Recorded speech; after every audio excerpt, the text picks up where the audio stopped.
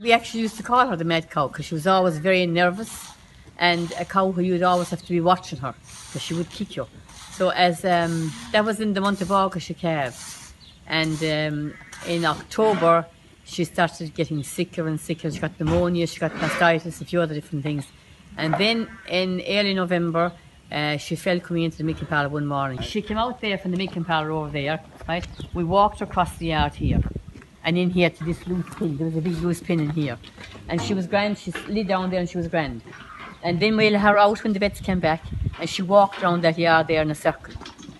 And when she was walking around, she fell a few times, and we had to put her back in here again. It was actually there in that spot where she was actually put down, and then she was taken out the field and put into a hole and buried.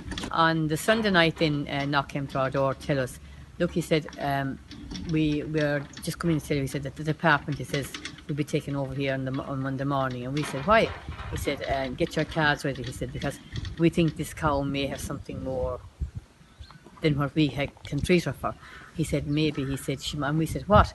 Maybe, he said, she'd be a CRS, that stops, says I. So she couldn't have that, she's our own, you know, and she was born and bred here. Monday morning came and the department arrived out, and from there on then, like, it was in their hands, and they just came every day for 2 days, and then on the third day, which was the Wednesday, they had been watching her, and they said that was the day she was being put down. And she was put down that day, and she was buried on the farm out there, and with lime and everything like that down top for a big deep hole, I remember well. And then maybe a week after that then, or maybe 8 days afterwards, we got the results back saying she was a positive. So not for shock to us, of course, really, because, you know, when she's your own, when you know what you have to feed in her, when you know that nothing could be given to the cow that could cause anything, you know, you say, God, no, this couldn't be BSE. The way they value the cows one at a time on appearance. If they're on 4 teats, 3 teats, 2 teats, they value them accordingly. The cattle were valued in bunches of younger cattle put together, males, females put together, the older cattle put together, they valued them in just bunches. They come, they do the valuation, they don't tell you what they're giving you, they talk about 112 odd cattle to do it.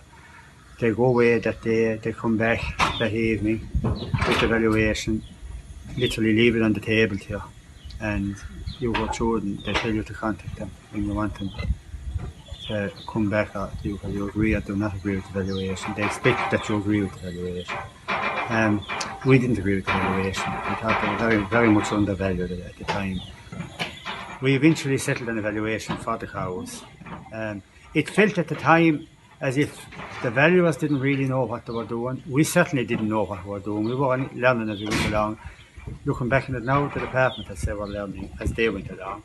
There was no set way of dealing with it. But there was something in place for TB or brucellosis. So anyway, we agreed the valuation for the cows. They went. They eventually agreed to leave us the cattle to draw down the 10 and 22 month premium, because the 10 month ones at the time wouldn't qualify for the slaughter premium at the time if we let them go before they drew the premium. So they didn't go till March. They advised us not to buy back cows at the time, buy back first time calvers or second calvers at the most anyway. So that's what we've done. And but when we bought them back, the most of them were calved the first year we bought them. Second year then we had trouble with lepto, BVD, we had a good few abortions. Obviously one or two that we bought them from 3 different herds, so one of them or maybe 2 of them were vaccinated and the other one wasn't maybe, and they got infected anyway. And we lost a good few calves that year. Lost some heifers that didn't lose them, but they went out of milk and they got thin, and it was a tough old time now for 2 or 3 years after. But look, eventually we got going again and we got sorted out, and it was a tough time. You never got fully compensated altogether for what you went through over the whole period. About 2 years after we were depopulated and we had our own new herd back in, I happened to be looking at the Farmer's Journal one Thursday evening, where I seen an article that Mary had done. And in that there was a young farmer with his back to the camera. And I was saying to myself, God, I said, why had he his back to the camera? And his back was put to the camera for one reason only, because he was too ashamed to show his face. And I picked up my phone and I rang Mairead. I said, Mairead, surely be to God, I said, we're not at this stage now. I'm 2 years down the road. And I said, this man is ashamed to show his face on the camera because he's hurted BSE. Because he felt himself that because he had BSE, that maybe it was his own fault. So they must set up the support group. Mairead organised a few meetings for us. And it was the first time that farmers got together to talk about what they had been through, just like we had been through it. And I think actually it done great things for a lot of people. Some people felt so isolated and traumatised by the whole thing, really, because at the end of the day, when you lose a herd of cows, it's like they're like family to you, because you're with them every day of the week. You know every move they make, you know everything they can do, and if this is a calf out of that cow over there. Like with us, we got even wedding presents of 1 or 2 cows as heifers. And I said, that family is gone then. So it's literally like a member of your family when you lose your cows, and that's what the size of it. The talking to people helped an awful lot of people. Definitely helped an awful lot of people. And it also helped the department, the fact that the people got together. Because, we were all in a situation where we didn't know, we were like headless chickens really running around. We didn't know where we were going to turn to next. We didn't know what was going to happen. And that was the biggest fear, this big black hole that was in front of us.